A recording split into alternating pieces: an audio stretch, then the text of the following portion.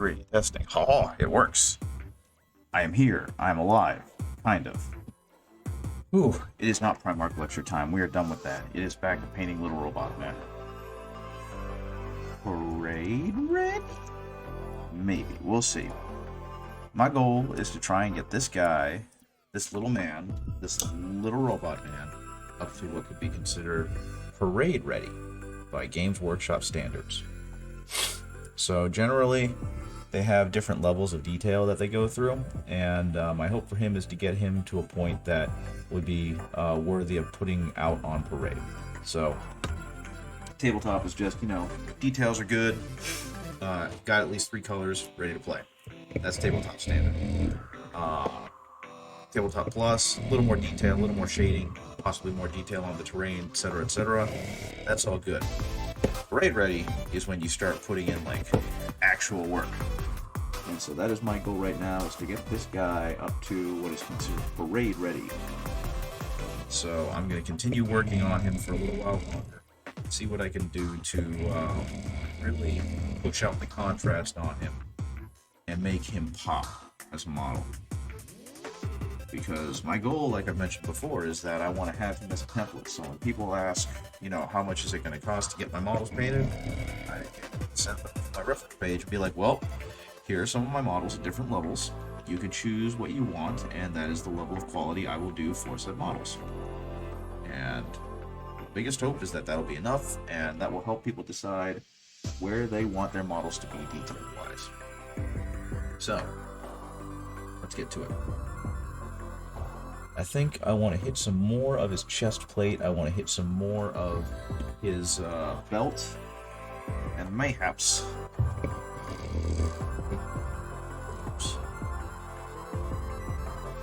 because everything else is starting to look pretty good. There's starting to be enough detail, enough contrast, but I feel like I can go further, so we're going to go ahead and do that. Get some orange in there too. I love my new mixer. I don't need a whole lot because it's just going to be a mid-tone. And actually, let's get some more white in there too. Go all the way up to the white. See what I can do with that. Now, thankfully, I'm not going to need that much because he's starting to get to the point where he's just for the fine detail work. So hopefully, I'm not going to overextend myself and create some problems. Okay, let's see what I want to do. Definitely want to do a little bit more. Get that a little wetter. Get the brush a little wetter. Do a little bit more shading. Because looking under his arm even, you can see that there's not a whole lot of actual shading done to the guy. It just kind of stops awkwardly. So no, we're going to go ahead and add some more brightness to his underarm. And at this point, I really am getting into the nitty-gritty details of the design of this Skitarii, this scavenger, this ranger of some kind. But the good news about him is he's got so much texture, he's got so much detail, that I can really afford to have this amount of detail on him, right? And so that's kind of the plan. Just get him to a level where I can really show off what I, as a painter, can do to anyone interested in purchasing my services.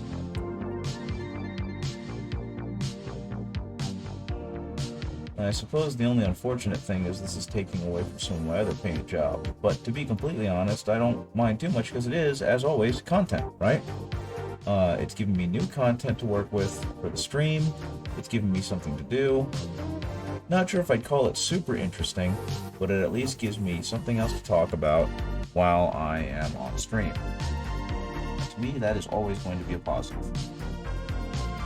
So all I'm doing to get these highlights is I've got my base red, which I've used all over the robes, and I'm mixing in some orange at first and then some yellow to brighten out the robe a bit. And this will give the robe a little bit more depth visually than if I had just hit it all with one color. And you can kind of see already the dynamic, right? You can already kind of see how if I had just gone with a flat red, there wouldn't be a whole lot to him. But now, because I've added the yellow and the orange into the mix, he's got very clearly defined you know, rims and edges to his cowling, to his hood, to his robe. And at this point I get to be subtle. I don't have to be super obvious with everything. I just need to give it a little bit of a highlight to show that yes, there is definitely some shape and some depth to this part of his clothing. Now unfortunately, because the lighting is not super great down here, I've actually got a lamp right in my face. It's resting up against my cheek, and it's definitely in the way. But you know what? The lighting looks really good for you guys, and that's all that really matters to me. I wonder if I make this. I don't need this to be this soft. I wonder if I pull this out, what that's going to do to the lighting. Well, he's coming through bright. If I pull that back, nope. I kind of need that light. Okay, well that's actually still pretty good. You guys can see him okay. I can see him okay. That works out nicely. So kind of the same thing on the hood in front. We're going to go ahead and hit it in some spots where it'd be a little more warm, where it would be a little brighter. And that way it'll highlight the edges of the cloth, right?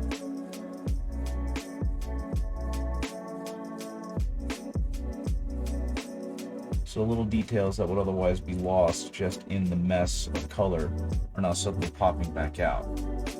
And that's exactly what we're looking for. So again, very, very nitty little details, but ones that are really going to make a difference in the look of this model, especially when you compare it to like the tabletop and tabletop plus versions that I'm going to be doing. Like, they're not going to be bad by any means, don't get me wrong. Those models are still going to be done to as high a level as I can, but only for that price range, right? So the amount of detail I'm going into trying to shade his cowl to frame his face, definitely not going to be there. They're most likely going to get a single color and then like a dry brush and a wash. And that will be more than enough to really show off exactly what I'm capable of for that price point. But since this person is basically getting this model for about $30, they're going to get $30 worth of work. Okay. What else can I do? I think I need to go ahead and hit this part right here with something to make it brighter. Because right now this is a very monotone plasma gun, and it really doesn't need to be. So once I finish highlighting his robe bits a little bit, I'm going to go ahead and hit the barrel of the plasma gun, the muzzle of it, with something more interesting. Because the object source lighting is fine. I can hit that again later, but it's kind of boring by itself. Having the gun all one color, not the most interesting thing in the world. So we're going to go ahead and change that in a minute. Hopefully at some point I'll be able to catch my mouth. Because right now I'm slurring and stumbling a little. Because I'm very tired. I just helped a friend move some boxes from their old house to their new house. To hopefully help that take a whole lot less time. And was not well, I guess I was kind of expecting to have to do that, but was not expecting to do that today. My actual plan was to come down here and stream earlier and then go out into the back to my gym in the garage and box for a bit. But that didn't happen, and that's perfectly fine. I got some exercise, and on top of that I got some pizza. So that was definitely a win. I've been craving really bad food for me for some reason recently, and one of those things has been stuffed crust pizza and hot wings. And I tried to buy some pizza over the weekend from the grocery store because it was like $8 as opposed to the 30 or so that Papa John's wanted for their delivery and everything. And I was like, okay, I'll save like $12 on this or whatever. I can't do math right now. $22, I guess, because it was an $8 pizza. But I got home, I put it in the oven, even put it on the pizza stone to try and make it crisp, ate it, and it made me sick. It was not a good pizza. That was a bad pizza. And it tasted like garbage. So, little sad that didn't work out. But it's okay. I got there in the end. I just had to help a friend move some boxes. I also recently changed my ringtone, or not my ringtone, my alert tone, because I'm old and I still have those.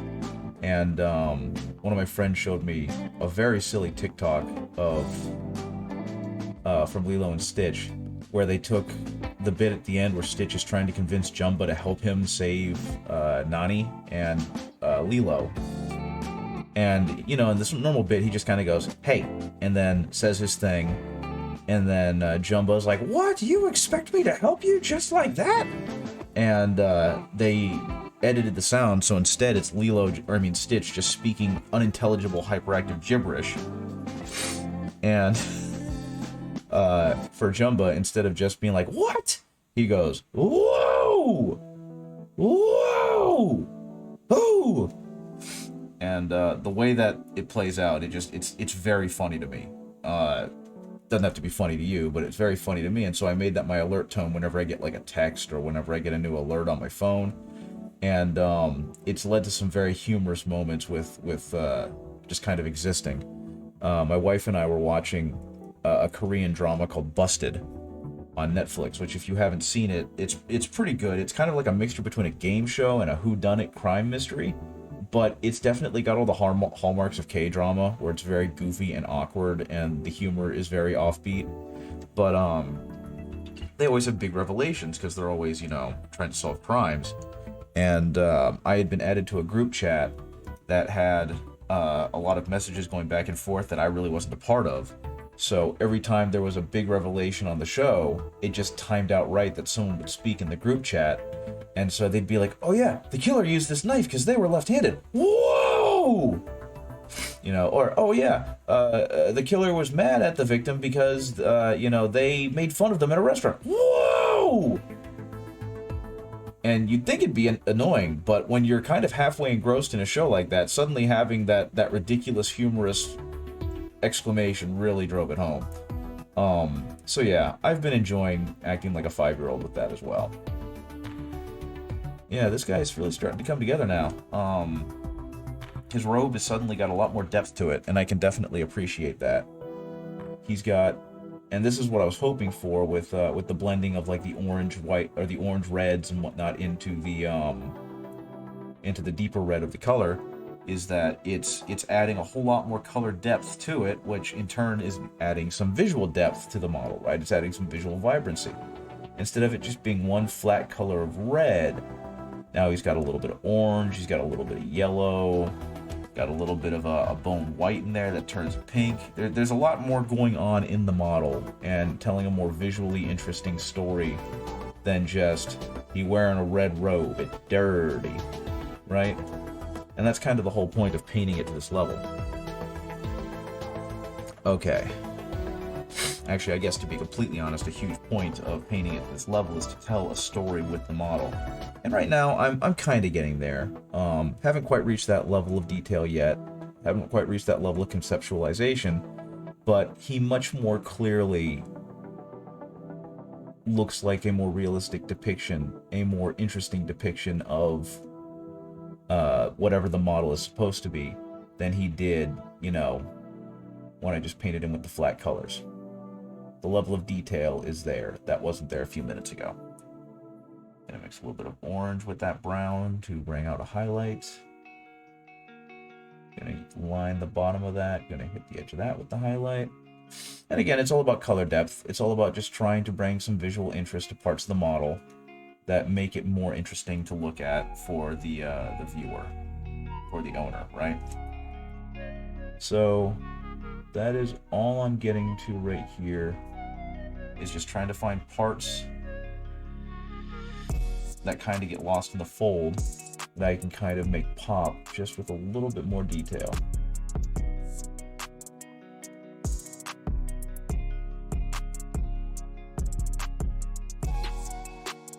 I guess the next big thing for me, though, is going to be figuring out exactly what I want to do with the gun barrel. I think I'm going to have to paint this gun barrel to be more of a bronzy color, because right now, not super interesting. Copper? Let's see, what can I do? I think it should be a copper. Hammered copper. Copper. Recipe? Yep, it's gonna be copper. Unfortunately, I don't have the colors for copper. I will do my best. Looks like they go more orangey, and then they actually, even on the opposite end, they do some blue. That's interesting.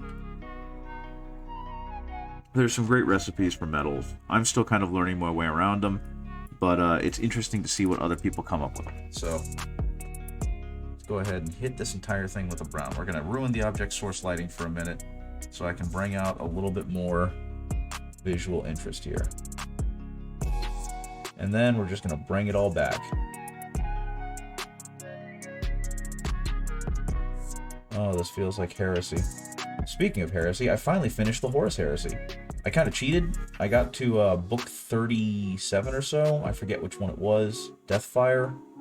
One of the miserable slogs that was the Salamanders novels. I got there and decided I just can't do it anymore.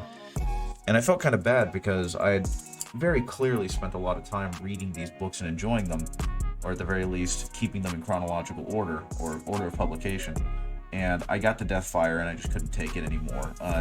Between Nick Kime's writing style and the author's narration, it felt bad to read. It felt bad to listen to.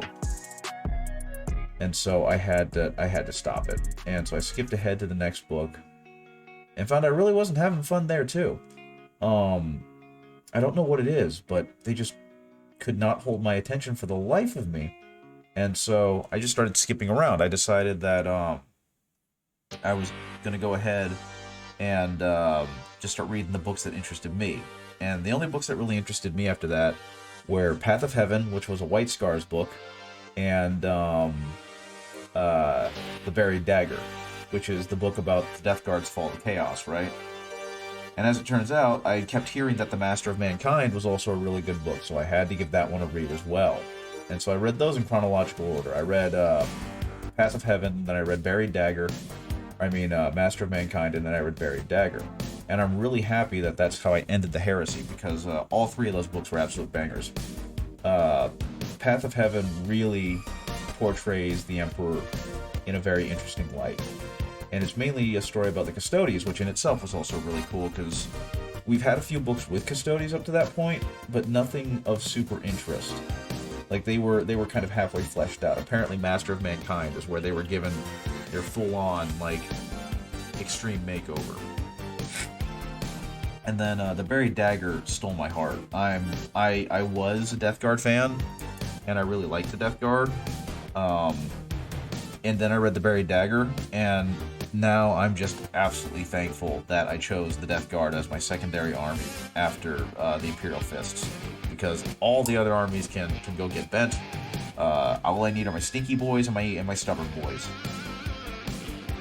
They bounce off each other really well. They're really fun.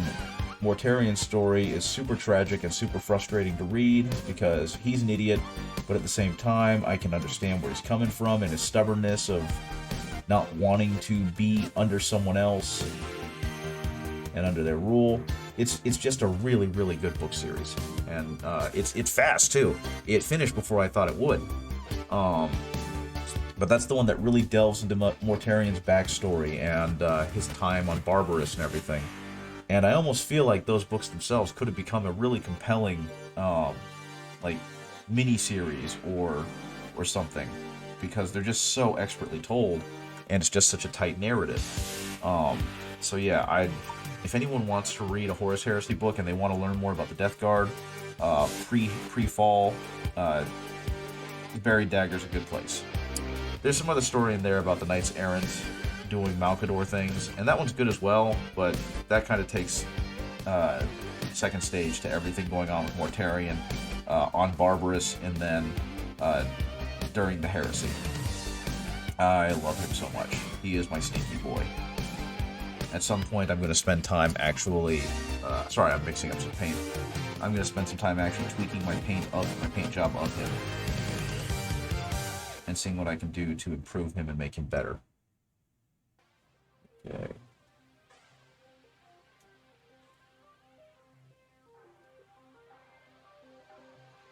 Okay, I might have made this all too wet. I think it might have fallen into a puddle. That's why I'm having problems right now.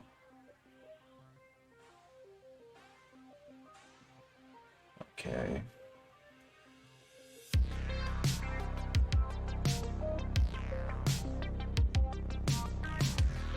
Let's see what I can do. Just a little bit. That's too much. Too much. Too sharp a contrast. Not too much about it now. So get rid of most of it, right? Let's see if I can make this look any better.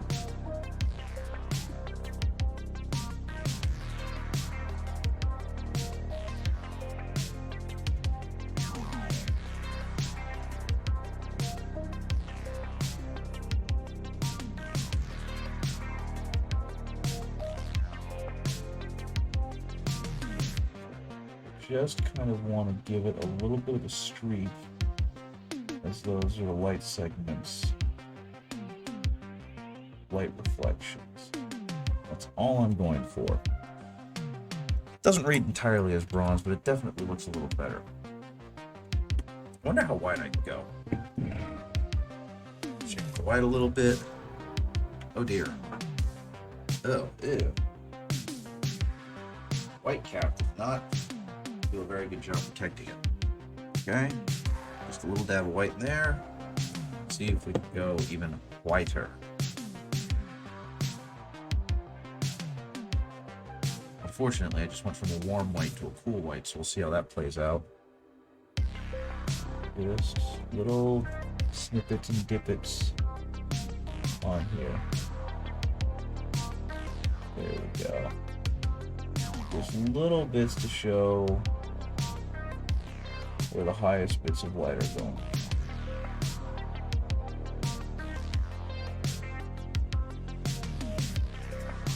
Maybe a little bit up top. A little bit right there. Well, I guess the good news is that it's going to definitely get a paint over, but that's at least a little more visually interesting than where it was. So, to get the color that I got, I'm going to need a dry brush. Go ahead, mix blue and some white together.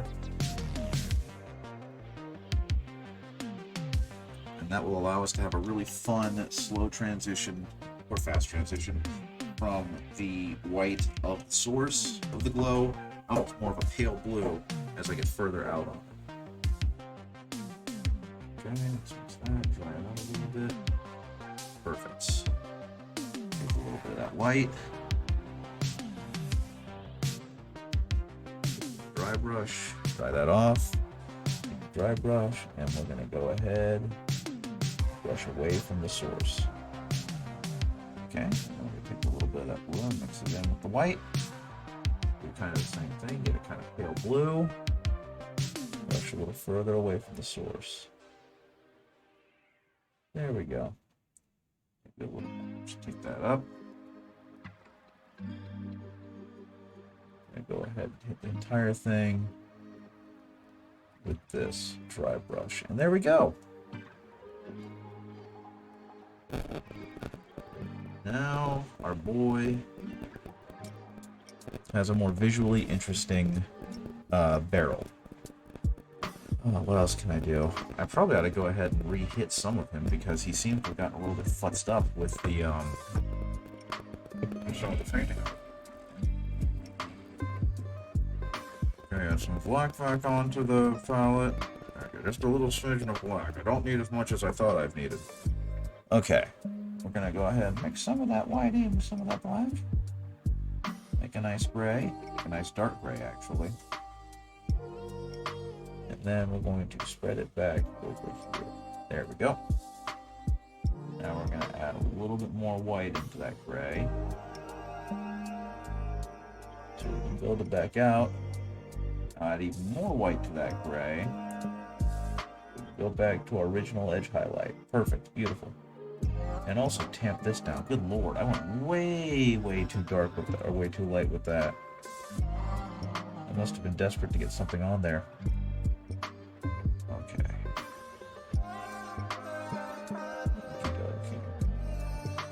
Take a little bit more. Pull it away from the source, and there we go. Now I can go back A much smaller tip, much thinner tip. Kind of edge. Hit the edge, right? There we go. We only need a little bit. We're not trying to have really thick, chonky edge highlights on the lab.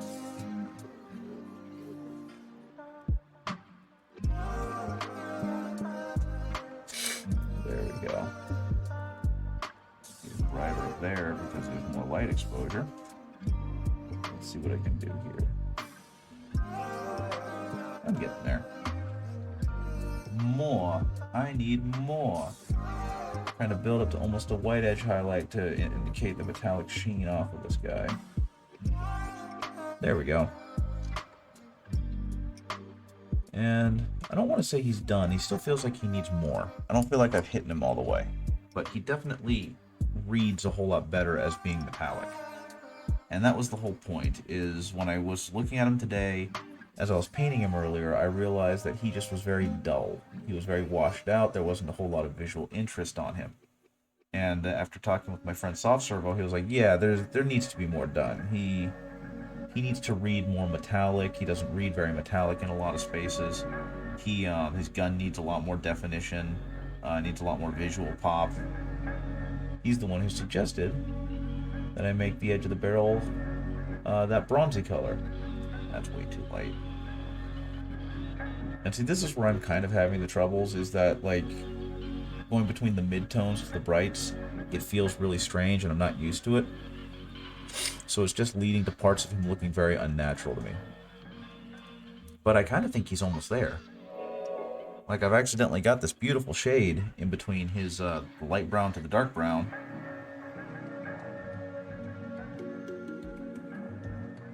Which I'm now going to ruin by adding an even higher highlight.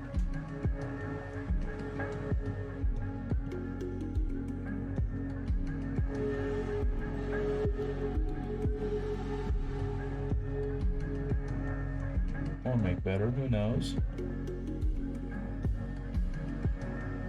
And another highlight up here. Oops. Nope. That was a disaster. Paint and water everywhere except for where I needed it. Okay, let's mix all that together. There's a big mess of colors going on here. We're going to go ahead and hit that with a slightly tighter brush. Let's see if I can do the same thing down here. Slightly tighter brush. And hopefully what this will do... Oh, that's way too dark, way too bright. Is give the leather a little bit more visual interest, right? Same kind of thing I just did everywhere else. I'm upping the shade, upping the contrast on different parts of him to give it more contrast so it will catch the eye better.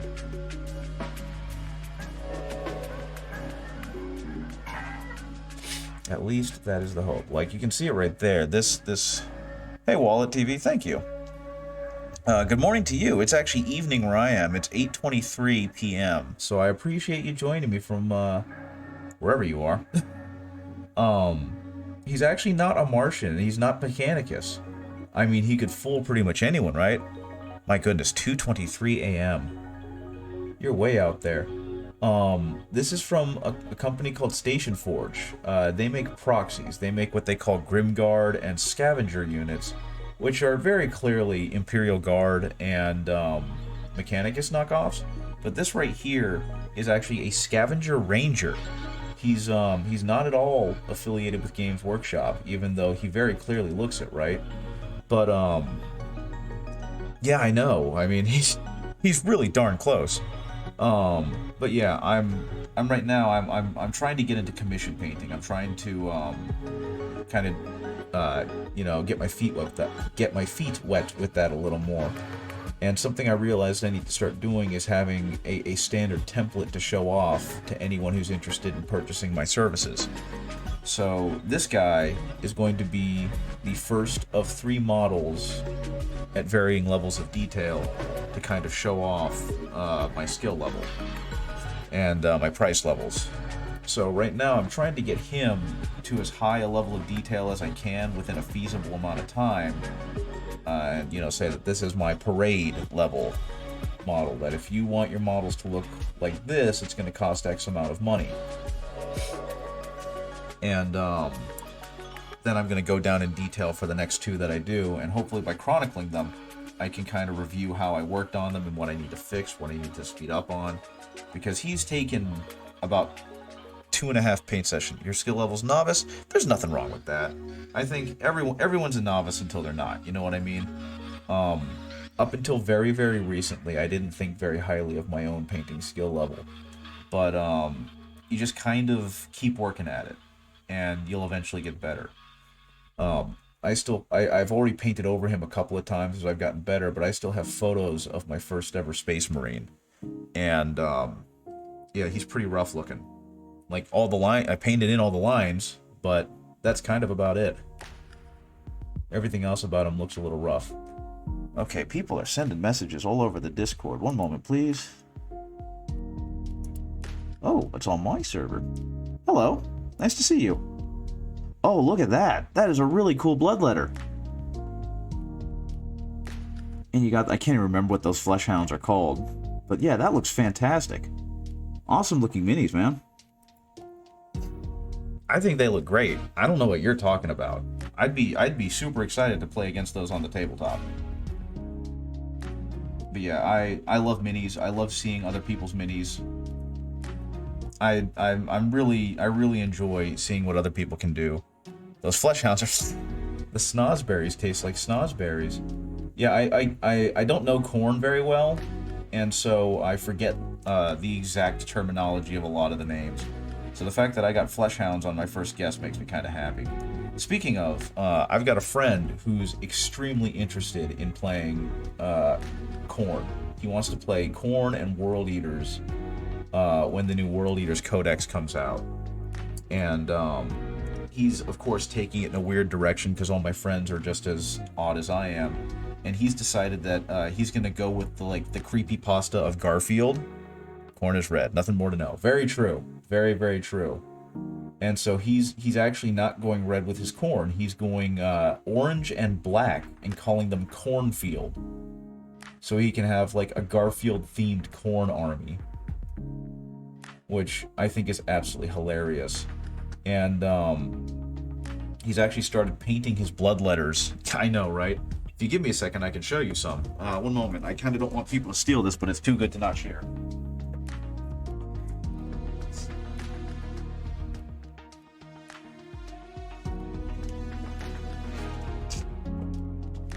So, like, I helped him a little bit by airbrushing his guys. Very cool. And not only that, but my alerts are working. Fantastic.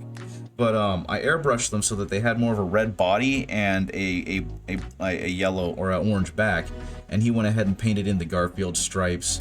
And I taught him a little bit about non-metallic metal brushing and dry brushing and whatnot. But these are going to be his bloodletters and all of his robotic ones. I think he can do the flesh hounds as well, but the robotic rhinos that they ride, he's painting them yellow like Odie. And he's going to paint his demon princes to look like John Arbuckle in his terrible suits. So all in all, it's going to be a really fun idea, and I can't wait to see how it turns out. But unfortunately, the Juggernauts, thank you. But unfortunately, he's been too busy to paint, so we haven't been able to turn that idea into a reality yet. Not entirely. But something that ended up happening is that I follow a Patreon called One Page Rules. And I've talked about them a decent amount on this channel, and I really like them. I like their rule set, I like how the game plays, and I like their models. But they've also done their own versions of like Warp Demons, and they have a full Khorne-themed army. So one moment, I'll actually bring one of those back too, because actually no, I've got one right here. They're just called like War Demons instead of Khorne Demons. But like here's their Khorne champion, right? So like this is what their model looks like. I've Zenithal primed him with an airbrush, but he's 3D printed, and I think he's a neat looking character unit, right? And so I know they look fantastic, but they have terrain for them. They have Titan-sized units that are like the size of Imperial Knights. They've got pretty much every unit that Khorne has, just their own version and not actually corn. And they're also substantially cheaper. I can print over 1,000 points of them with $30 worth of resin. And for my buddy who kind of has a little bit of a budget issue, that's incredibly helpful.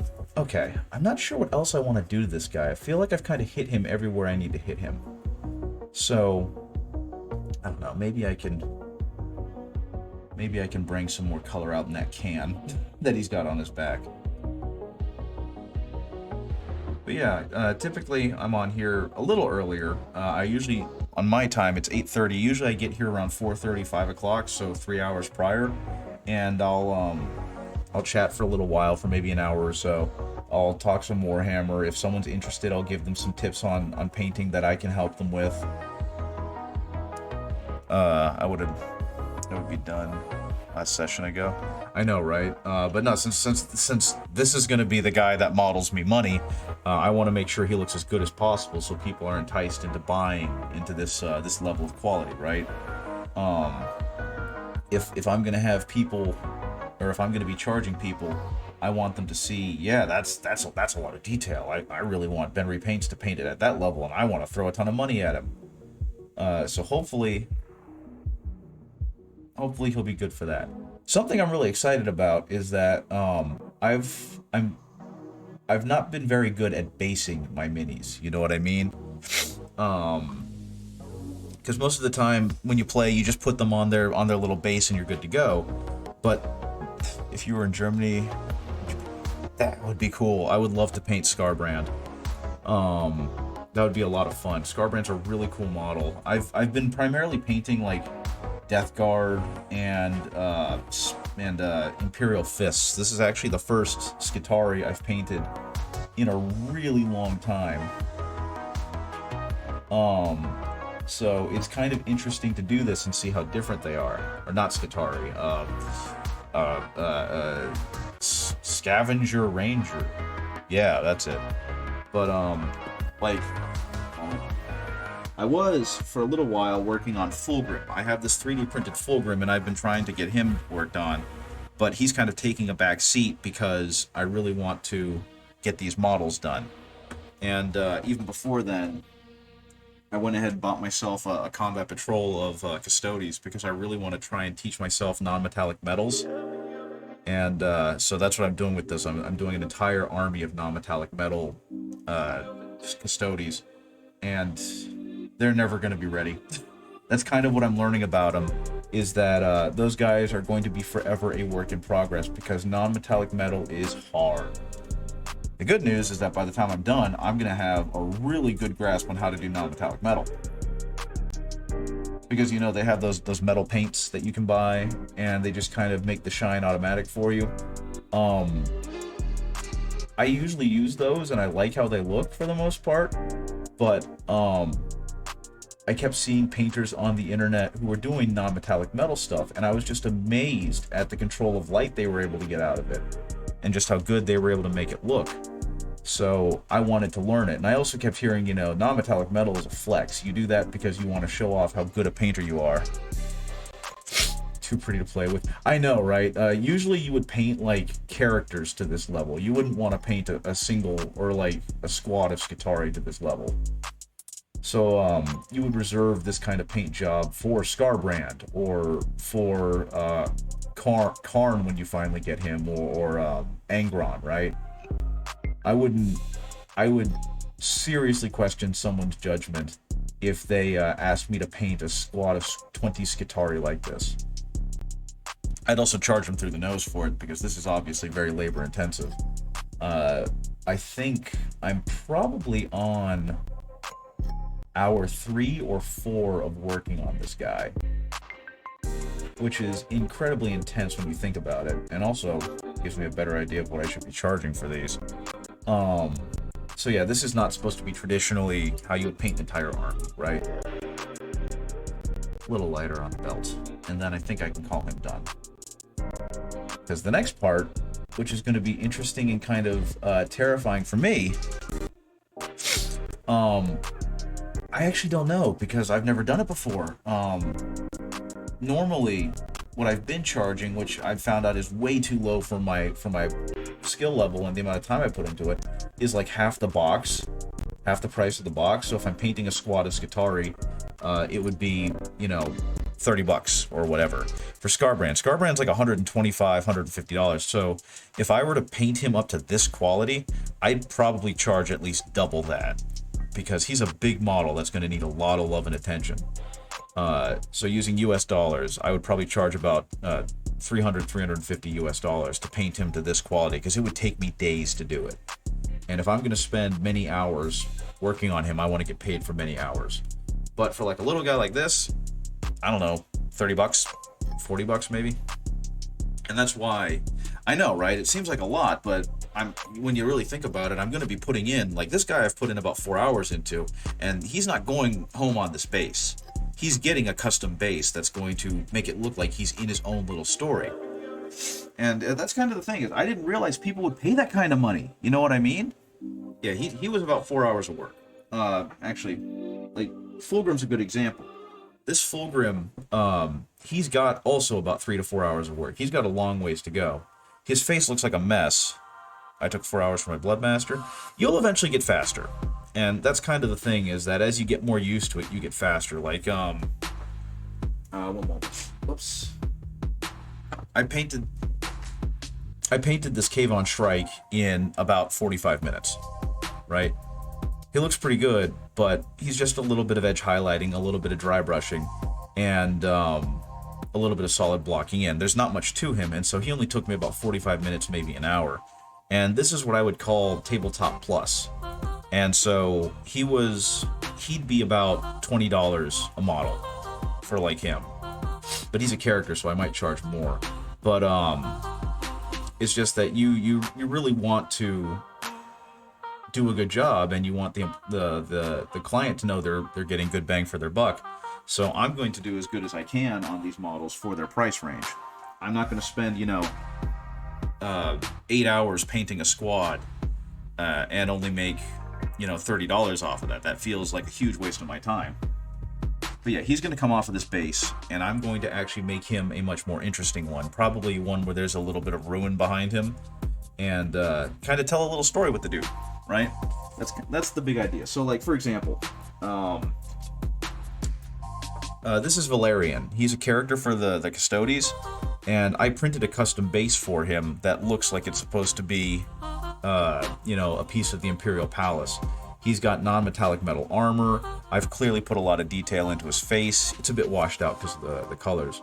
But he's had a lot of work put into him.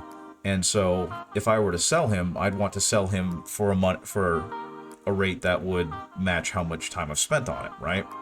And so that's just kind of how that works. And there are people that are willing to pay that because they have a lot of disposable income. I'm not one of them, to be completely honest. I don't have that kind of money. Oh boy, I get to do a crappy version of him now. So, oh yeah, I mentioned that these guys are printed. They're not actual Skitarii models. Here's another copy of him. This one I printed this morning, and he's made with like a bluish black resin, right? And if you look closely, actually I can do it with the black primered one. If you look closely, you can actually see the layer lines that that show that he is clearly a printed model versus a plastic one. But yeah, these guys, this next one's going to be fun because I get to paint him so he still look good. Like, I would still put him on the tabletop, but he's not going to look that good. So let's go ahead and just hit him quickly with some paint. Yeah, when I first heard about the idea of commission painting, my immediate thought was, why would you pay someone to do the best part of the hobby? Because I really, really enjoy painting the models, and it's like, why would I want someone else to do that for me? That'd be like having someone else eat my dinner. But there are people that don't like the painting part, and they'd rather have someone else do it because they still want their armies to look good. So that's their thing. If they don't want to do it, if they don't have the time, and they have the disposable income to say, hey, can you paint my army because you're a better painter, then I will gladly do it. I actually had that happen. It's what gave me the idea.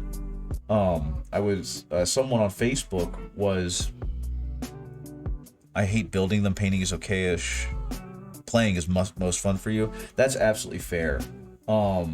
I have this weird issue where I love getting the ideas in my head of what's going to happen, and the reality never quite matches that level of fantasy I've got going on in my brain. So like the building and the painting part are where I have the most fun, because that's where I get to imagine the kind of adventures they're going to go on and the things they're going to do. But the actual playing of the game just kind of becomes a little detached from me, because it's a lot of rolling of dice and watching, you know, XV28, the plucky Skitarii that has been on 1,000 campaigns, get blown off the table on turn 1. But that doesn't mean I don't enjoy the game. I just enjoy at least of the 3 parts. I'm sorry you hate building. It can be incredibly frustrating. But I guess for me, my father was a remodeling contractor. He was a construction worker or a carpenter. And I worked with him a lot, and because of that, I kind of got this love of tinkering with my hands. And so this kind of scratches that itch. But yeah, this guy, he's not going to be sloppy, but he's going to get a whole lot less detail to him than what I just did, because I did a lot of shading to bring out volume in that one's outfit and metal. This guy is not getting that kind of work done to him. And we'll see just how drastically different it looks. Because, and here's the thing, and this is why I don't feel as bad charging a premium for that kind of paint level, is that people who want their minis painted to that degree of detail know what they're paying for, right? They're not going to be like, oh, that model looks cool, how much you want for it? And they're $40, are you insane? I'm working with my hands here at Baker, but building them is no fun for me. That's fair. First of all, that's a really cool profession, and I'm really bad at baking, so much respect to you for that. But yeah, I can definitely understand why putting these little fiddly dudes together can be an absolute chore for some people. But yeah, people who want these guys painted to that level are doing it because, you know, they really want it painted to that level. Because when these guys are, you know, 6 feet away or whatever, 2 meters away from you or whatever on the tabletop, you're not going to see all that detail. No one's going to notice that. So it really is kind of an artistic vanity thing to have them painted to that degree of detail. So I can completely understand why someone would look at that and say, no, I don't need my models to look that good. Because again, when they're this far away, who's going to notice, right? Who's really going to care? It is purely because me, as the owner of the model, wants it to be pretty, and that's how I'm going to get it to be pretty. What does each troop be cost with all different colors and blends? That would be an interesting one, actually. I think Tzeentch tends to be blue with hints of green and whatnot, and for the most part, the blending isn't too bad. I think blue, green, and purples. The blending wouldn't be terrible. Most of it would probably be done with an airbrush, if I had any degree of sanity or, you know, thought to it. And beyond that, it would be like hitting the edges. Blue, purple, violet, pinks. Yeah, that wouldn't be too bad. Those all kind of fall in the same part of the color wheel, so it wouldn't be too incredibly difficult. The big issues, the big difficult ones are honestly the bigger models, because even though there's obviously more visually to look at, I feel like the mistakes are more obvious too. You need an airbrush? You do it with a brush? Yeah. Airbrushes are great for getting parts of it done really quickly, but it's not a cure-all, you know what I mean? I airbrushed all these with a primer, and that's it. I've hand-painted them, as you can tell. But like with that corn demon, to make it go quicker, I airbrushed him with a magenta color, a deep magenta, and then I airbrushed over top of him with an orange color. And that way he has that kind of shadowy gradient. Where'd he go? Where'd Corn Boy go? Uh-oh, there he is. So, like, he kind of creates a shadow underneath, right? You can see that he's more reddish purple underneath, whereas he's more orange up top. That's kind of that idea, right? Is that with the airbrush, it allows you to get those beautiful gradients. Or, one moment.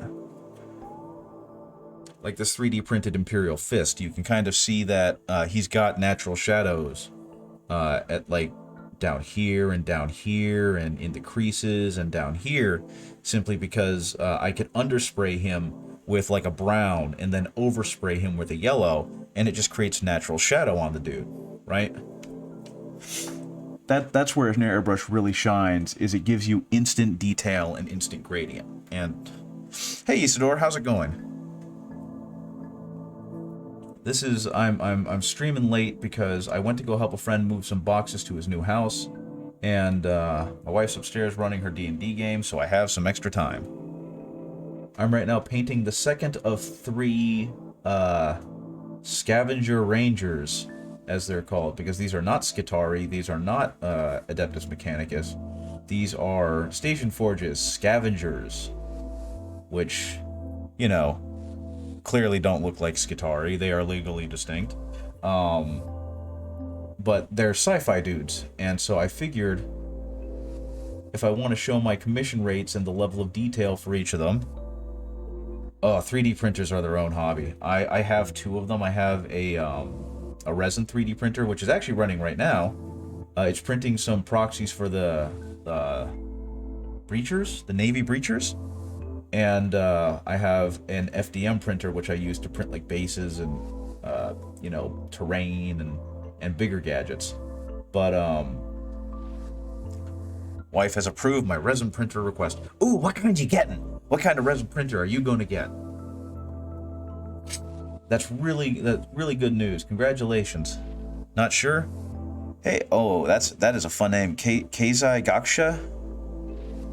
Keizai Gakusha? That can't be right, because that's the Western Britain. Keizai Gakusha? Yeah, cool, fantastic. Hey, how's it going? I am painting up some legally distinct not Skitarii to show off my painting skills for for when I take commissions. Photon Mono X from Anycubic. That is a super solid model. I have a Photon SE, and I want to say I couldn't be happier, but that's kind of a lie. I do want to get one with a bigger build plate and better resolution. The Mono X right now I think is on its way out, because they've built the Mono X2, which is bigger with better resolution, but you can't go wrong. It's a fantastic model. I will say, and I feel kind of bad saying this, but Anycubic has absolute garbage customer service, and I don't want to say they lie, but the way that they do their shipping and tracking labels is really odd. Elegoo Mars 3, yeah, Elegoo is supposedly really good. When I get a new 3D printer, that's where I'm going next. I want to get an Elegoo Saturn 2, I think, which is one of those crazy 8K printers. But that's where I want to go next. But from what I understand, Elegoo does some really good stuff. Like, I don't know if you can really go wrong either way. They're both really darn good printers, and I think, unless, you know, I have very limited experience, so I can't claim one way or another that I'm absolutely right, because, you know, buying and testing 3D printers is its own pricey hobby. But from what I understand, Elegoo and Anycubic are kind of like the Coke and Pepsi of 3D printers. It really is down to preference. So whichever one you end up getting, just know that you're probably going to get a pretty solid model. But also know that if you get Anycubic, you're going to have to deal with really bad customer service. Okay. So this is going to be a fun comparison, because like I mentioned, this guy is going to be done a whole lot quicker. I'm not going to put the same degree of detail in him that I put in the previous one that I just did. Yeah, I know, right? Buying a 3D printer versus buying 2,000 points of Imperial Knights. You could buy 2 3D printers. Exactly. 3D printers are very much worth the money. The only thing I will say is that it's going to kind of become a hobby in itself once you start having to mess with resin settings. But once you get those resin settings dialed in and you kind of figure out the secret handshake of resin settings, you're going to be good to go, and you're never going to have to worry about it again. Because it's going to become so easy to deal with. I've had my 3D printer now for about 2 years, and it's been fantastic. I love it to death.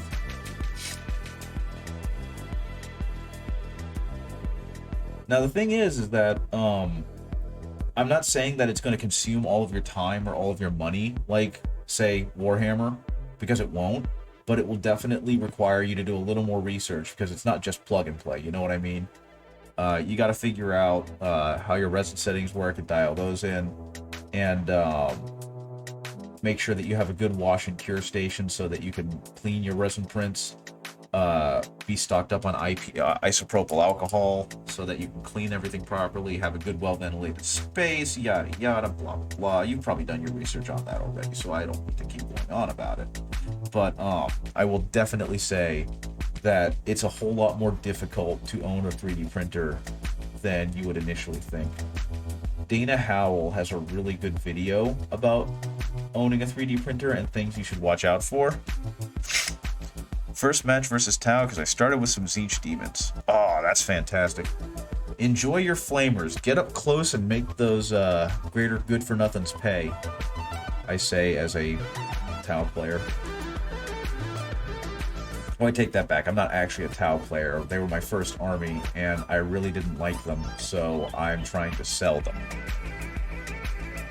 I know, right? The invulnerable demon saves or the demonic saves are fantastic. The Tau are going to be so buggered by all that. It's going to be fun to see. I mean, they're going to have their own ignores saves, ignores invulnerability, whatever garbage, but they're going to have their own things, and we're going to see some fun. Just know that they're at 500 points, you're not going to be able to bring much. They're crisis suits. I know, right? You think you guess your 500 points list is pretty nasty? It probably will be. The Tau are pretty good, but they've had quite a few buffs put on them recently, so I guess you'll see how that plays out.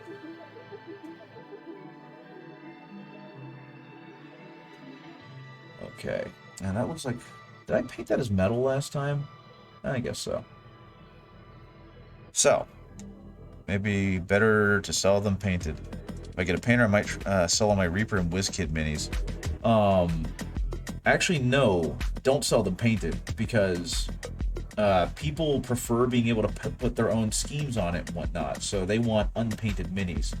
At least that's the case with Warhammer. I don't know how it would work out with WizKid and Reaper minis, but in general, people don't want to have to...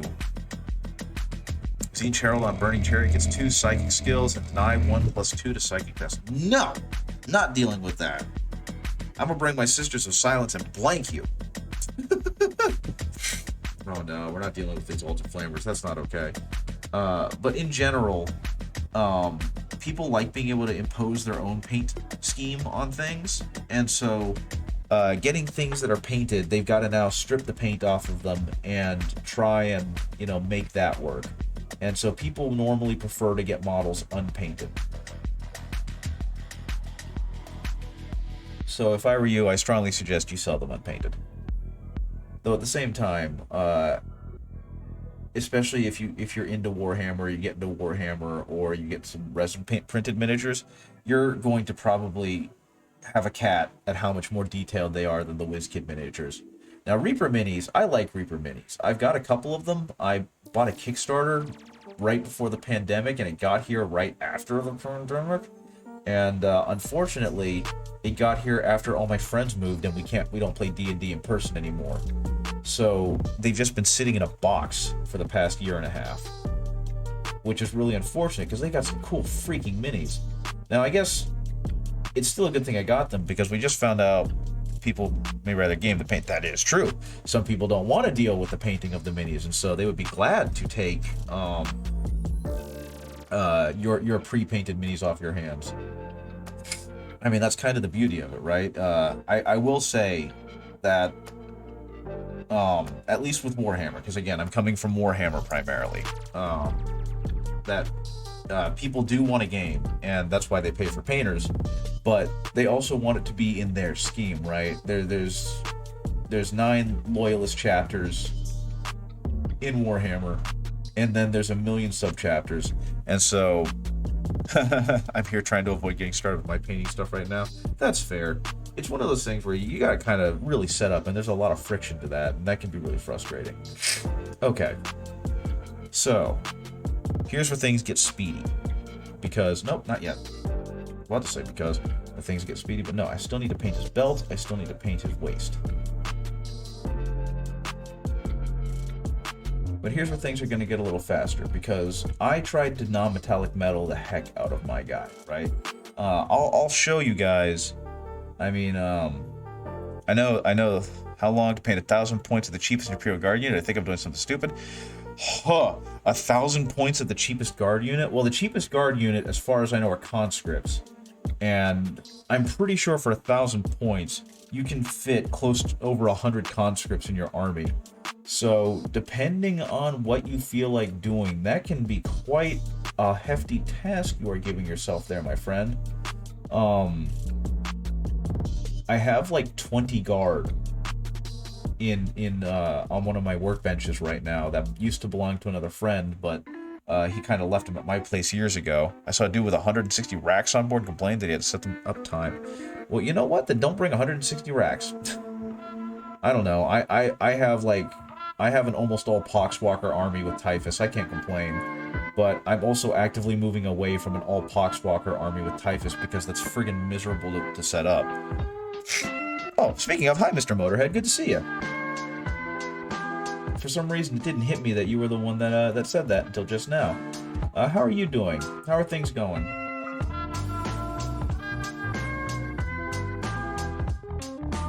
Okay. I think this guy is almost ready for a dry brush. Well, not a dry brushing.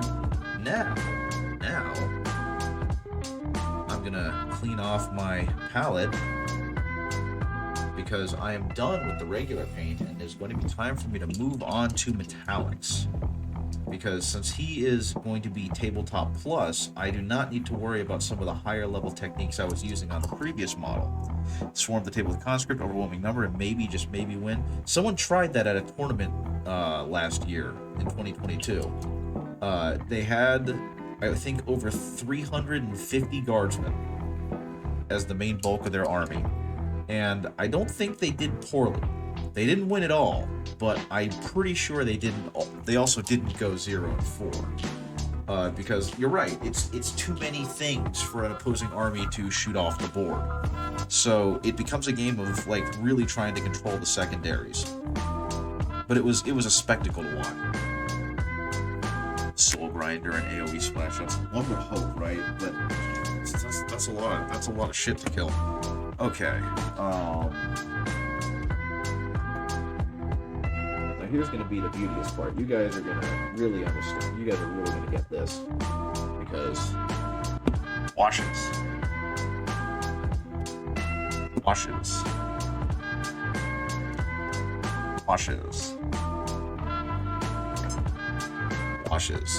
This boy is gonna get a hefty washing. Additionally,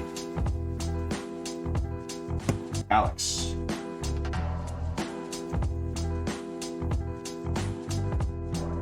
And metallics. It's almost embarrassing how much faster I did this compared to the previous model. Just a little bit of this brass or this copper, because all it's going to be doing is hitting some of the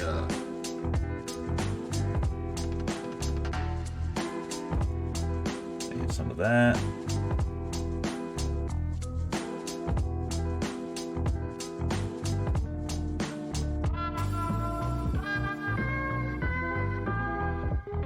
Okay. Sorry if you guys can't see this. I don't even know if I'm on camera. Okay, good, I am. Okay, gonna hit that. Gonna hit that. Poor town man doesn't know what. Yeah, I know, right? Poor Mr. Blue Fish Boy is going to be in a lot of trouble when you play him. Because that's a lot of hate to bring in. Okay. I think, just for kicks and giggles, I'm going to go ahead and make this thing copper as well. Because that didn't feel like enough copper. So, you know, a fun little copper wire right there. Oh yeah, and he's gonna have this as a copper wire. That is a copper wire. I like the look of the transistor look he's gonna have going on.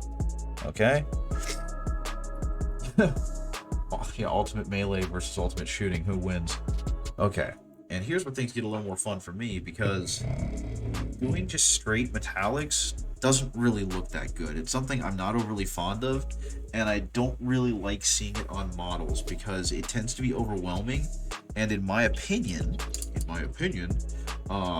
pure metallics on models just kind of looks glittery, and I don't like it. So that is not how I'm going to paint my model.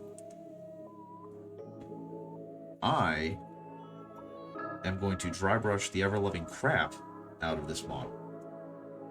A little bit of water on the dry brush. Dry off that little bit of water. 4+6ers, don't mind too much. Yep, it's going to be fun to watch. Okay, I'm going to take some of that. And so now I've taken most of the metal off of him, and now I'm just going to go ahead and hit most of the spots on him with this metallic dry brush. Again, not going to get quite the same results as what I got with the previous thing, but it's still going to add a degree of detail that he wouldn't otherwise have. And it looks like in some cases I'm going to have to go back and fix him because this dry brush is getting all over the place.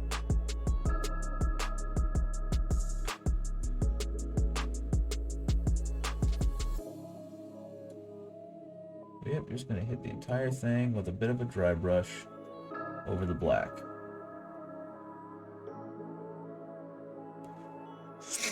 And you can definitely see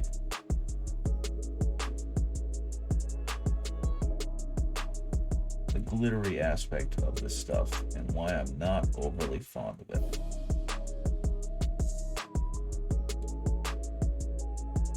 And see, that's just my personal opinion. Some people may really like how this looks, and good for them. And if this is the level that they want their minis painted, then I will gladly paint their minis at this level. That's why I'm offering it. Okay. Now you just look kind of sparkly.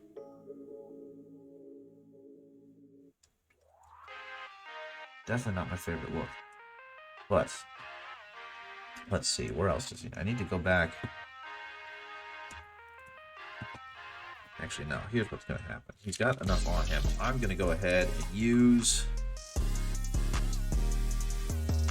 this. Actually, that's flesh shade. I don't want flesh shade. I want to put flesh shade away, but it won't go away. I want some Seraphim Sepia. Take this red wash, throw it all over the lad. And this will give us what I like to call instant depth. And so this is what a good wash will do. It'll kind of do that shading job for you. Now, unfortunately, it's not going to have the same kind of tight control on the lighting that that doing the shading yourselves will, but it'll look fine for now. Okay. This cloak down here is where he really needs it, because that's where you're really going to get that contrast.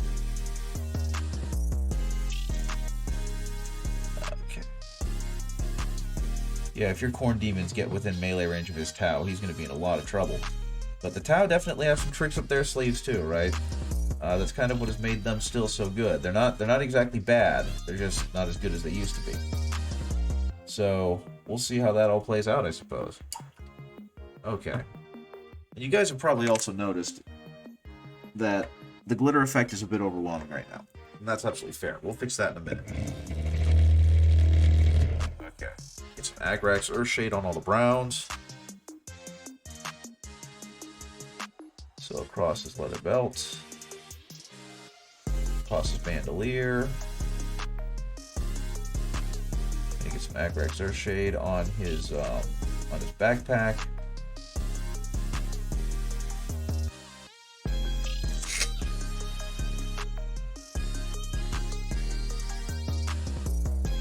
Go ahead and put it on that metal too, even though that metal is not very deep and won't really capture a lot of the depth of this stuff. Gonna get it on his pouches. Bandolier. Agrax or shade pretty much everywhere. Okay.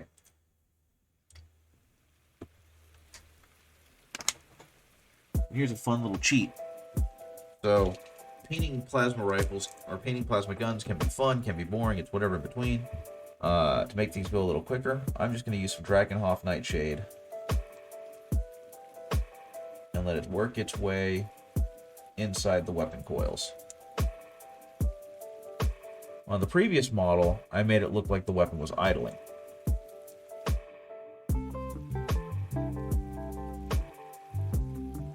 So I'm kind of keeping up with that there. And so now, you got some instant plasma effect. You can also use not this color. There's a contrast paint that's a blue that definitely shows up a lot brighter. Some Nuln Oil. We're going to put some Nuln Oil on all of his limbs to kind of dull down that sheen. Because unfortunately, dry brushing all that metallic on him made him very bright and shiny to the point where it's actually kind of obnoxious. And he doesn't need to have all that brightness. He doesn't need to have all that sparkle. So we're going to knock a lot of that back down with the Nuln Oil. Ever try a mix of black and brown? Yes, I have. My Dirty Wash, the one that I used on my bigger models, is a mix of black and brown. And I think it works really well.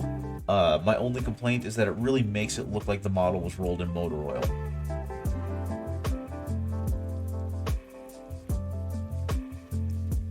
Okay, let's see. Cornlist would beat a Brang, 1 Bloodmaster with Feel No Pain 5-up, harder hitting weapon relic, 1 unit Bloodletters, 2 Flesh Hounds, and a Skull Cannon.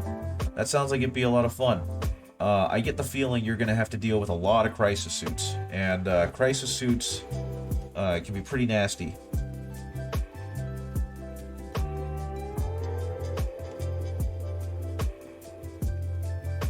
Yep, we're just going to go ahead, hit all the metallics with the Nuln Oil, give it some greater contrast, give it some greater depth.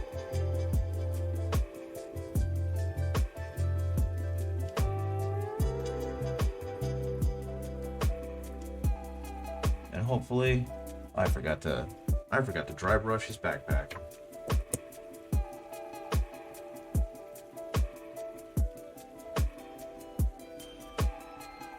Let's go ahead and hit that backpack with a little bit of a dry brush. Just a little bitty dry brush to bring out the metals in it.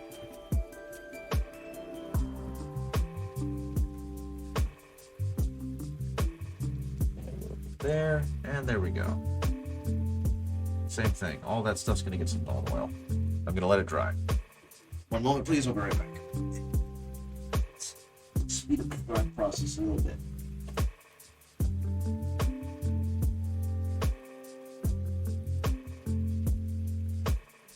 Okay. Now I can go ahead and Nuln Oil the crap out of the back.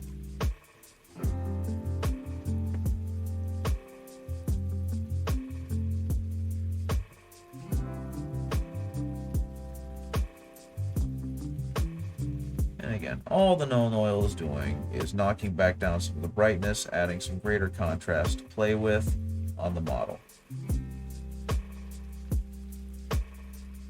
Which again, I'm pretty sure most of you are aware of. Actually, I think I'm going to bring out the Agrax Earthshade for the bronze part. But yeah, at some point, this is technically not even Agrax Earthshade. This is Army Painter Dark Tone, which is cheaper than Agrax Earthshade, and to be completely honest, I feel like it gets very similar results. So I've moved over to that, and I just keep putting it in the pot of Agrax because that is the one good thing the pot is, or the one thing the pot is good for is shading. Okay. Now he's going to take some time to dry, right? He's not done yet. I'm going to hit him more bang for the buck. I know, right? I'm going to hit him with a dry brush once he's finished drying off, but that's basically what my my Tabletop Plus model is going to look like once he's done with that.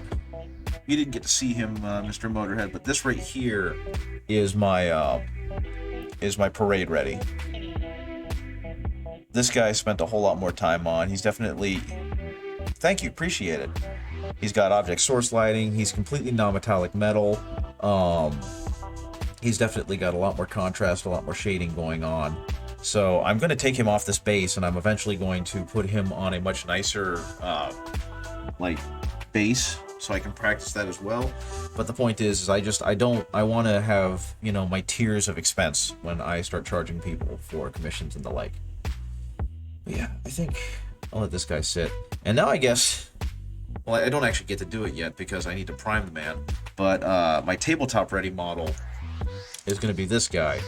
I'm going to eventually have to, oh no, what happened there? Looks like he had a print. Did my man have a print irregularity?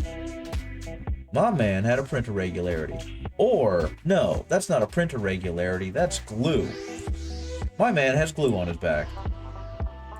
What I'm eventually going to do with that one is I'm going to prime him, and then I'm going to paint him to what would just be tabletop ready, which would be my cheapest rate and also my least detailed variant. So that way I can offer people 3 different levels of affordability depending on what they want out of their mini, right? And I'm also, wow, how much friggin' glue did I use?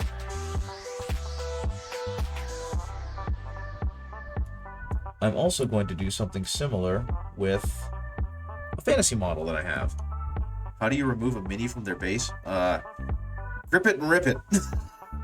No, I glued him on using super glue because you can't use plastic cement on these guys. So it is just a very careful removal.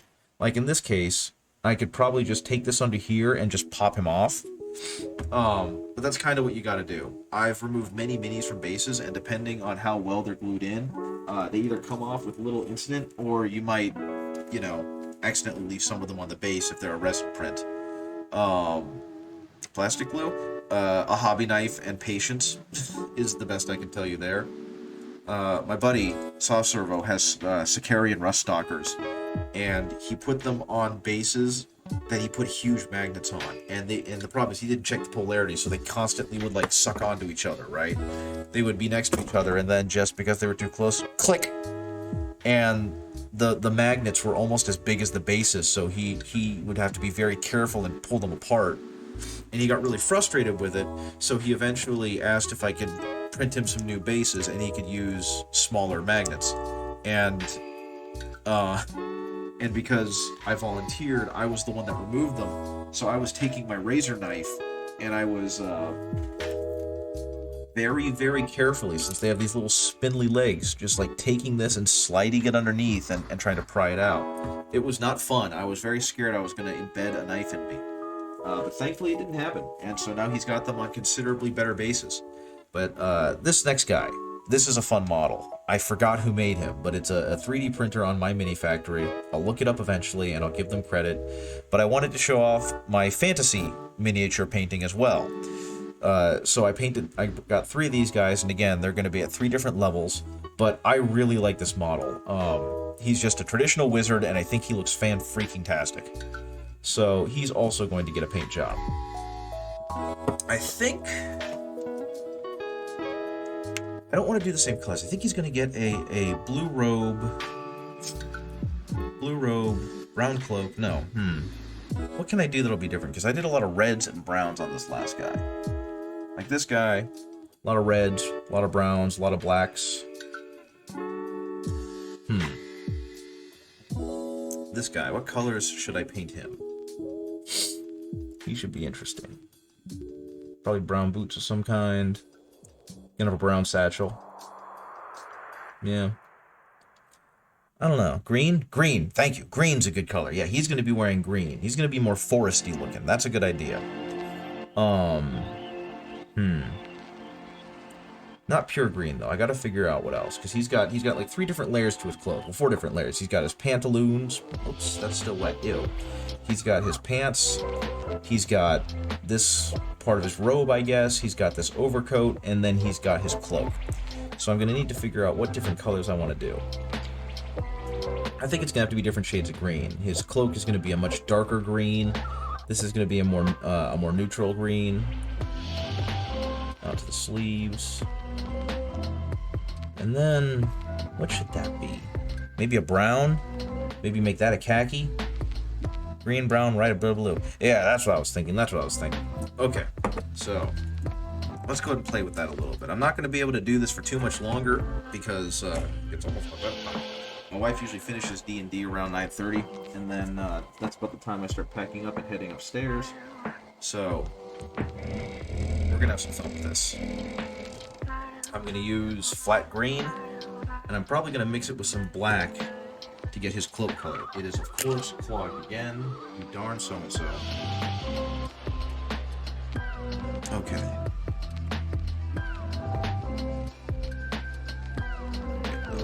I'm not gonna let it explode out like that. We're gonna go ahead. Mix it up again. So I have a vortex mixer.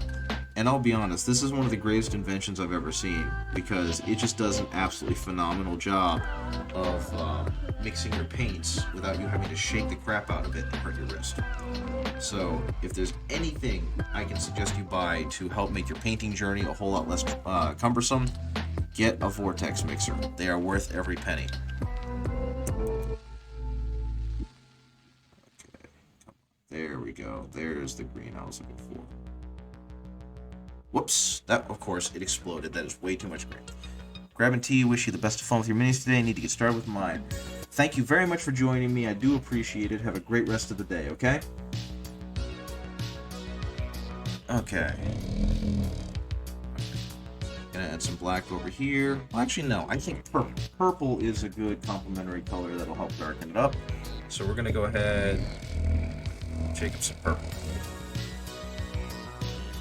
Actually, we're going to take some of that green and immediately just chunk it. That's really frustrating to waste that much paint. Okay. Let's see. We're going to take that. A little bit of purple there. And yellow would be the opposite, I believe. So I'm going to take some yellow to help brighten this stuff back up. The rest of the day is painting and building. Good luck and have fun. I know it's not your favorite part, but hopefully you can find some joy out of it. Okay. I'm excited to get to work on this lad. I have never worked on this mini before. Usually I'm a little bit nervous to do so, but he's a neat looking dude, so let's hope that he turns out cool. That's way too much water. Okay, let's mix that. Oh golly, no, that's mess. I've made soup. I've mixed way too much water in there. We do not need to be at soup for this. Clean that up. Throw that away. Start anew. Take some of that. Mix that over here. Make this into a darker, heathery green. Perfect. That's what I'm looking for. Okay, so let's get working. Against the black, that is not the color green I wanted. That's more of an olive green. It's almost a gray, but you know what? It'll work. It'll be fine. I'll make it work. This is going to be interesting. I think it's going to be interesting because I say it's going to be interesting. Mix in more of that purple in there. I think these colors might actually be canceling each other out. See, this is why not knowing color theory kind of kicks me in the butt here. Not much of an artist, don't know much about color, so having to kind of learn it on the fly as I do these models is definitely an interesting experience. But actually, I think this will work. A good, almost neutral foresty green. It's going to look really good in the long run. Okay. Mix some more of this together with the purple.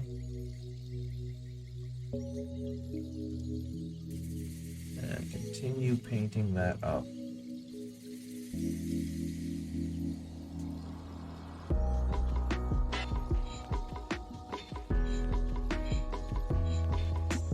There we go. That's what I want. That is the color I'm looking for. And that will allow his more brilliant green cloak to really stand out against this, or his really brilliant green robes. Okay. Not looking as bad as I was expecting. I'm gonna call that a win.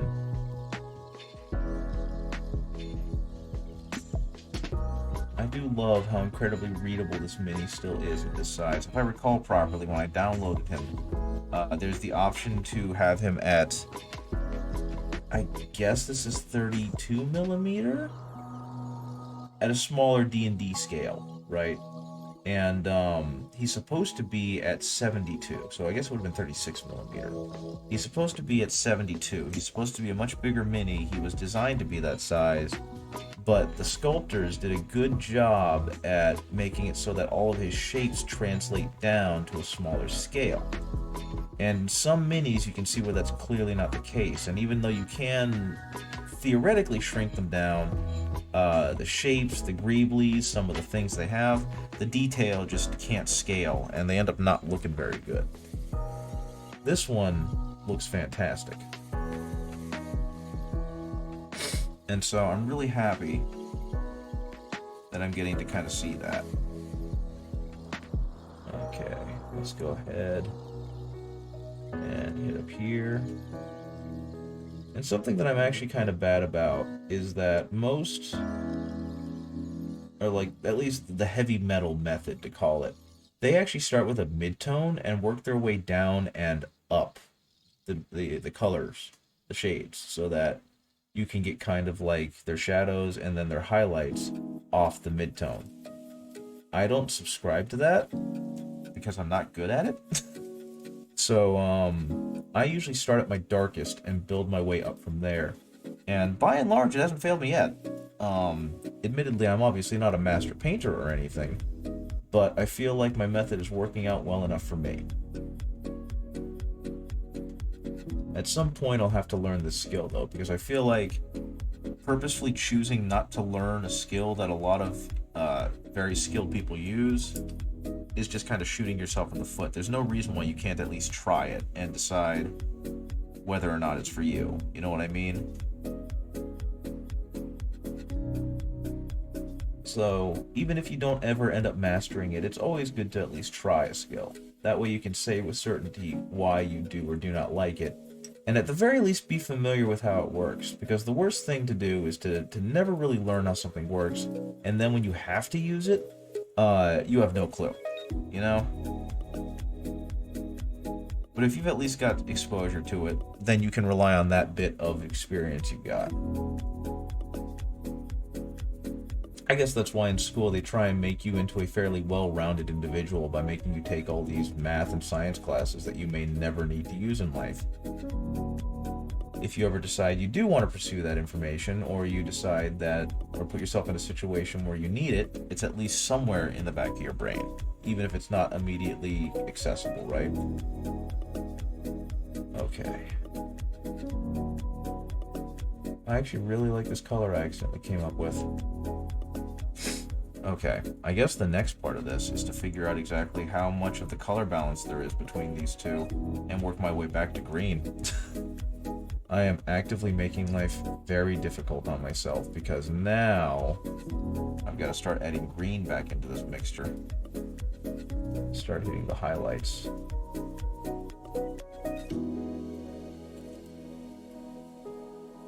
Which is definitely not the easiest thing to do when you're trying to mix fairly exacting proportions of a color. The good news is, the Mini is small enough that I can get away with blocking it in and slowly transitioning between the two. So that's exactly what my lazy behind is going to do.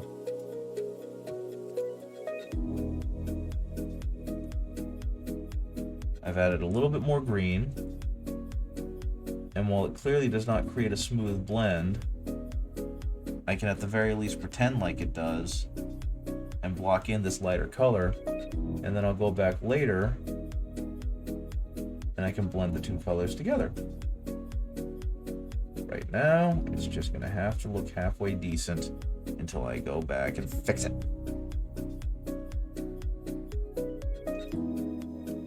And as long as it does that, then I will be happy.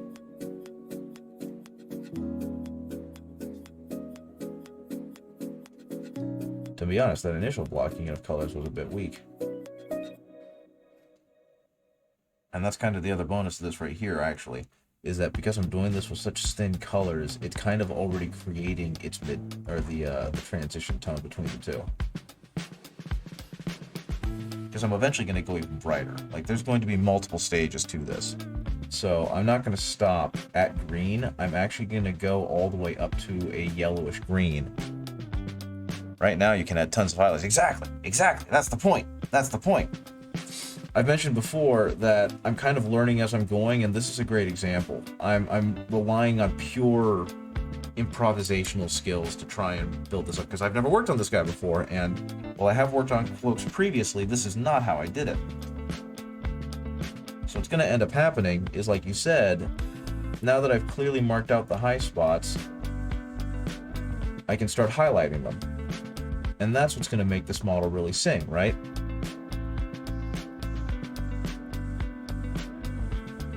And you can always use the color across from each other, the contrast, and it works perfect. Exactly. That's kind of what I'm planning to do. Well, at least something along those lines, because, and here's where I'm going to sound like a jackass. You're heavily assuming that I understand the color wheel. And while I know what it is, I don't know it very well. So, I'm just kind of relying on previous knowledge and hoping I'm close with a lot of my guesses and estimates with these colors. I do know right now, I've basically got purple, green, and yellow. And right now, I'm crossing between the purple and the green, and eventually I'm going to work my way back to yellow. And thankfully, because this mini is so tiny, a lot of that is going to come through even if I'm not super sharp with all my blends.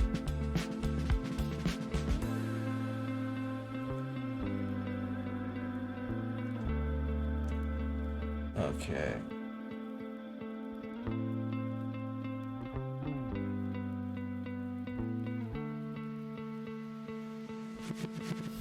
That on there, that on there. To be honest, if this ends up looking good, I'm going to be very proud of myself because I accidentally stumbled into correct color theory.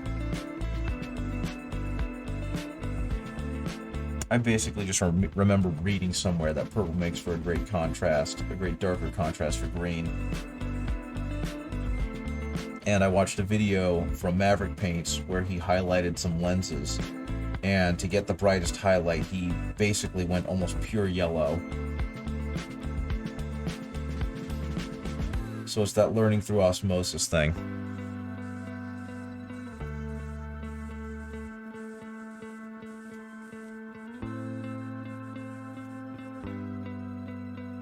Okay.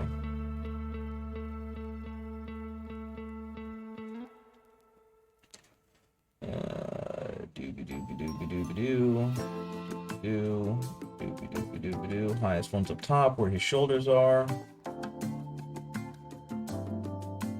I said it before, I'll say it again. I love Vallejo paints. I feel like I should also make this crotch part. I forget what this is called, but I should go ahead and make that kind of the same color as his cloak. Because otherwise, I honestly don't know what color to make it. So that's what's happening. His little crotch cloak is going to be the same color as his back cloak. Because it doesn't look like it's part of his robe. And I can't see the shirt he's wearing underneath. So it's going to be this color. Okay. Meantime, we're going to add some bright green. Whoa, way too bright. Water, tone that down. I'm going to add some, way too much water.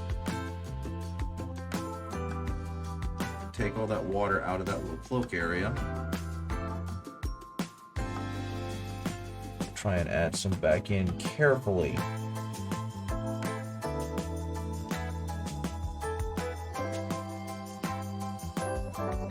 To be completely honest, my goal at some point is for someone to be watching my video, my stream, and think, well, if that idiot can do this, then I can too. And then they start a stream that just completely blows mine out of the water.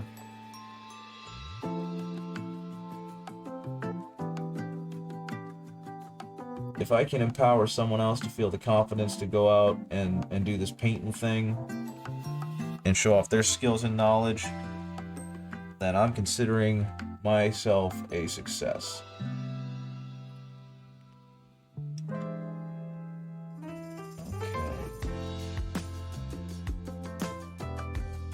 Because there are too many talented people out there that are too afraid to pursue their dreams, myself included in a lot of ways.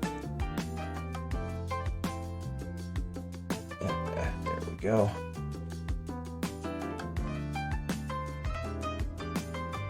There we go. There we go. Brighter. Brighter. Brighter near the top of him head.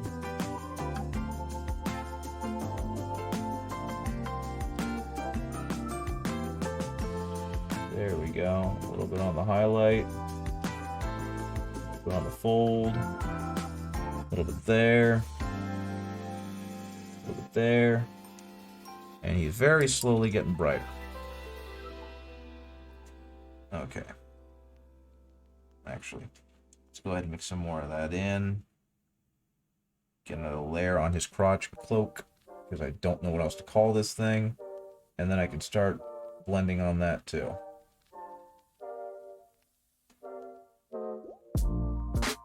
There we go. Un momento. Let me check a thing.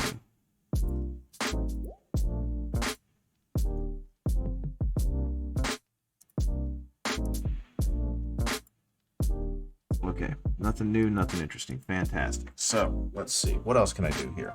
We're going to go ahead and get some just pure green highlights on this thing. If I see if I need any. Doesn't really. Top parts look like we've got kind of enough brightness going on for them.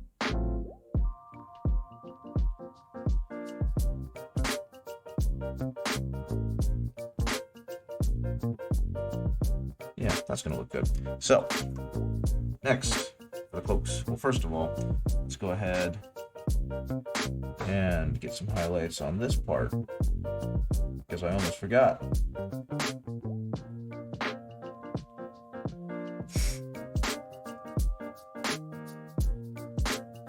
Hit all that, hit all that. Just the tip. Just get a little bit of brightness in on the tip down there.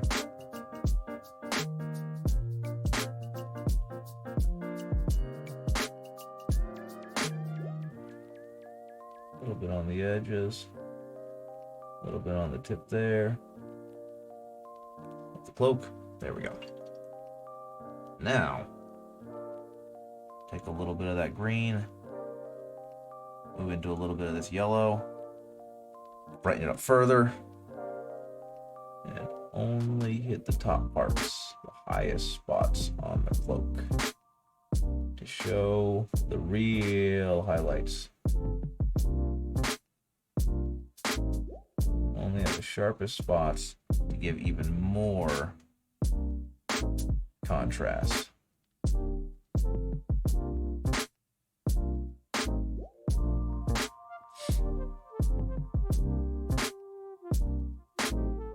Then hope and pray it turns out okay. Right now, it's turning out pretty good. Looking awfully sharp, looking awfully bright. Get another one up here.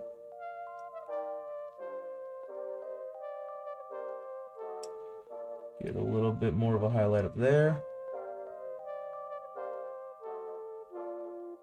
Get a little bit more of a highlight up there. At the very top of the man's hat. A little bit more.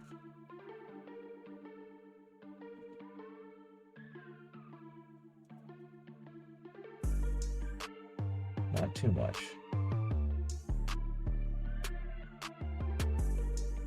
That might be a little too much there. I'm not messing with that right now.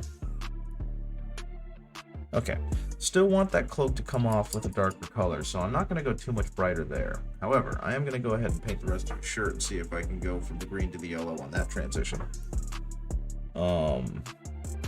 Actually, I'm gonna go ahead, paint the trim of his cowl yellow. Yes, I wear the colors of the forest, deep green and macaroni.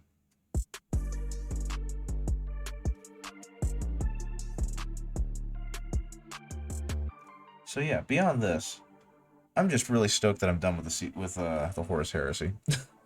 I've mentioned before, I've spent the last 2 years reading it.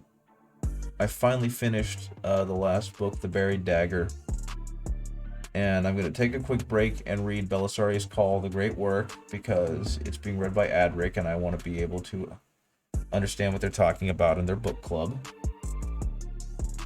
And it's also the first book that my buddy Soft Servo ever read for the 40K. And I've never given it a read. And he really likes it, so I want to have something to talk with him about. I've seriously considered doing a book club type thing on Twitch and just having, like, I don't know, Soft Servo and I talk about various books in the Heresy. But he's been so dang busy, he hasn't really had time to read a lot of those things. He's been kind of stuck in the Siege of Terra. He read only the things he was interested in the Heresy proper. I, on the other hand, decided to make it my thing that I was going to read the entire Horus Heresy. And I mentioned before at around Deathfire, the novel for the Salamanders, the second novel for them, I believe, I just gave up. I was struggling so hard to care, and it was just a slog to get through. So that was when I decided that I'm going to go ahead and take the gentleman ways out, and I'm going to read the ones that interest me, and then read the final book, The Buried Dagger, because it's the end of the Heresy, and it is also about a legion I am very interested in. So that's what I did. Stopped reading Deathfire, tried to move on to the next book. Didn't like that one either. Tried to move on to the next book. It was an anthology and there were a million of those, so I skipped that. And I finally decided, screw it, I'm going to read what I want to read. And I read the White Scars book, Path of Heaven. I read Master of Mankind, and I read The Buried Dagger. And all three of those books are absolute bops. Strongly suggest if you haven't and you want to read parts of the Heresy that you read those, because Chris Raitt turned the White Scars into a bunch of Giga Chads, and you'll love them. Master of Mankind is a cool book about the Custodes and the War in the Webway, and The Buried Dagger made me into a Mortarion fanboy. So yes, strongly, highly recommend all three of those books. Also recommend Scars if you have not read Scars. It's the first book in the White Scars books. Tremendous book, great storytelling, introduces a bunch of cool characters. Path of Heaven picks up from there. Also fantastic book. Both written by Chris Raitt. A+ job.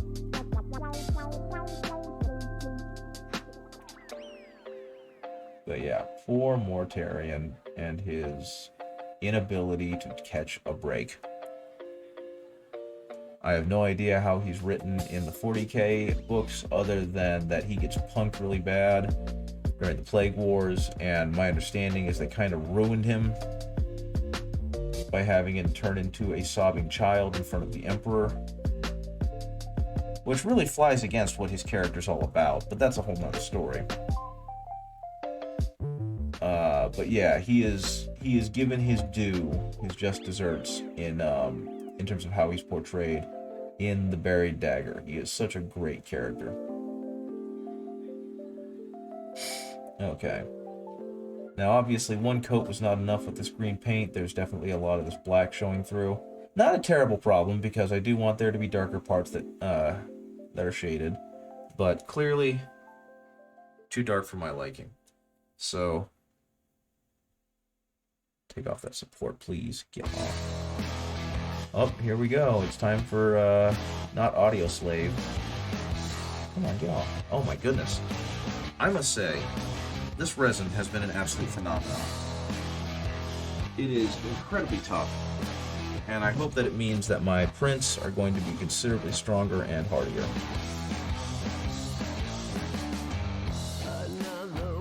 There we go.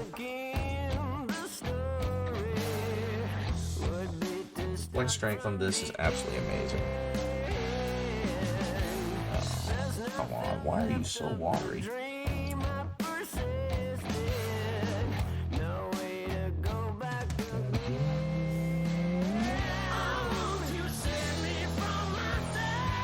Like, if you've listened to Audioslave, if you've listened to Soundgarden, you can't tell me this doesn't sound like an Audioslave Soundgarden song. The singers for this song and the instrumentation, it all just sounds like Soundgarden. Not a bad thing. Definitely not a bad thing, because I like Soundgarden, I like Audioslave.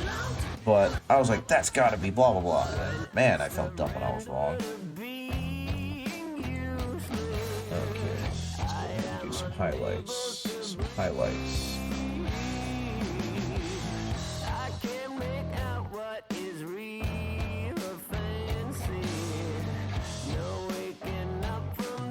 And again, just a couple little highlights on him to really bring out the volume and the contrast of his clothes, right? He's got a ton of wrinkles on him. On his clothes, and so it would be a shame if they all got kind of lost in the folds of just the generic color that is his clothing. So by going back and doing all this contrast, you're really bringing out a lot in the model. Something else I didn't even think about, he's got a lot of skin to focus on too, so I'm going to get to show off how I do skin. And the answer is not very well. I enjoy it, but I'm not very good at it, so we're going to get to see that play out too.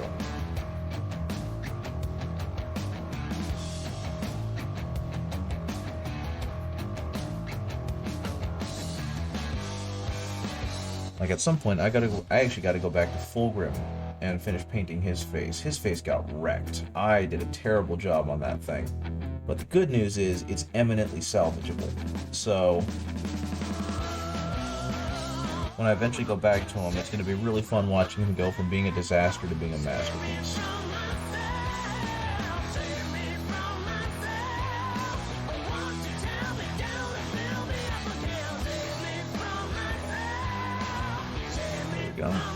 I'm gonna need a thinner. I feel like I'm gonna need a thinner paintbrush to really hit the trim near his the middle of his vest. I feel like I'm gonna need better, thinner brush for that.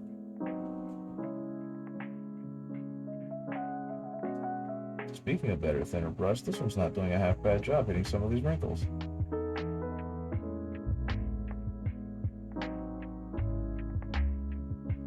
Okay. Green.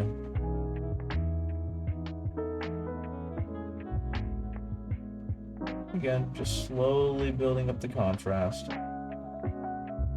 Might not be so slowly with how that went. Wowzer. I might need more green in this stuff. Actually, it's 9:43. Okay, no, I actually got to get going. As much as I kind of want to keep working on him, I got to get going. Thank you guys for joining me so much. Actually, let's see, where'd that other guy go? So, let's do a quick, actually, give me a second. I'm going to do one last thing, and then I got to skedaddle. Let's get rid of some of these guys. Get rid of some of that paint. Get that paint and goodbye paint. Clean this off. Cover it down as much as I can. Some tissue paper. Wipe down my wet palette to make it usable. Actually, don't leave my wet palette. So the last thing I'm going to do is some dry brushing. And I can do some dry brushing on a paper towel. So we're going to do some gentle dry brushing to bring back out some contrast in the now dry Grade Plus model. Where'd you go? There you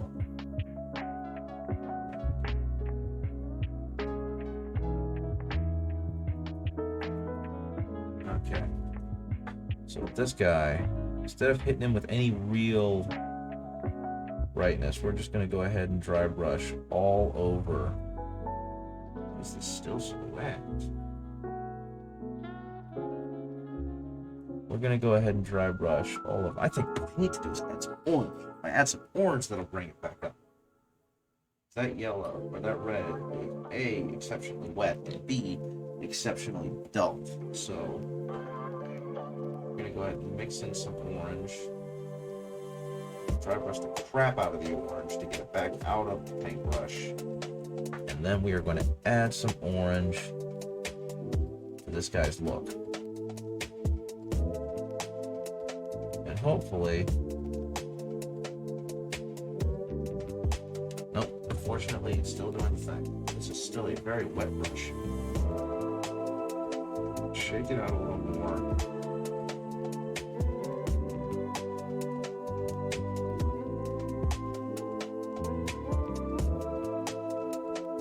This is still a really, really wet brush. Holy mackerel. Hopefully that one's not. Sit back in with that. Okay, now let's try it one more time. That's better.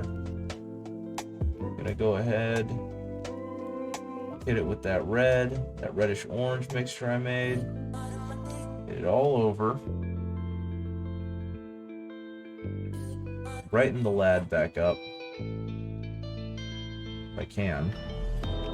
He seems to be pretty happy to be dark. Okay. Do that. Get that. Dry this thing off as best as I can. Then we're going to hit it